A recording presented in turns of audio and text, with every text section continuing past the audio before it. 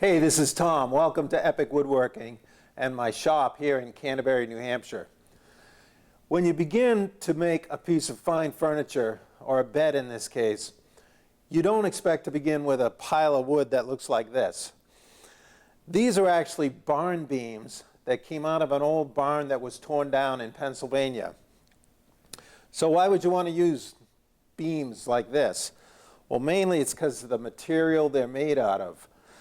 These beams are chestnut, American chestnut. And American chestnut has a beautiful kind of brown, warm tones to it. The figure is similar to the oaks, but there's just a different characteristic that makes it a much better furniture grade hardwood, especially for this case. But chestnut is hard to find because about a little over 100 years ago, they suffered a blight, a fungus from Asia, just wiped them all out. So they're trying to reseed and regrow, but the best way to find chestnut is in old beams like this. So let me show you what I'm faced with here as we move ahead.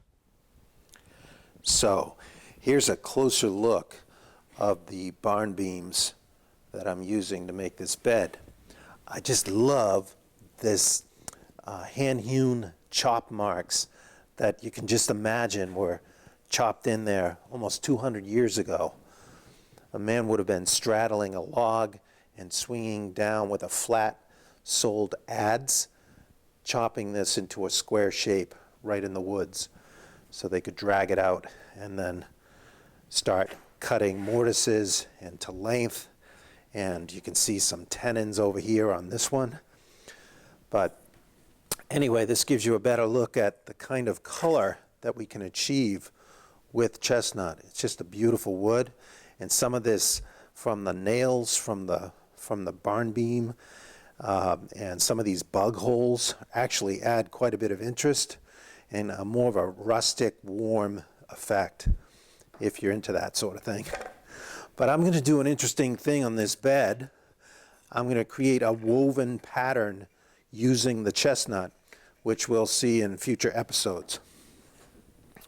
But for now, you can see these patterns here.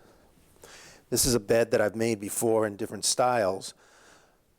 But the challenge is to get this profile of this pattern out of these beams while avoiding all of these mortise holes and any rot that there might be present as well. You can see there's some right in that beam.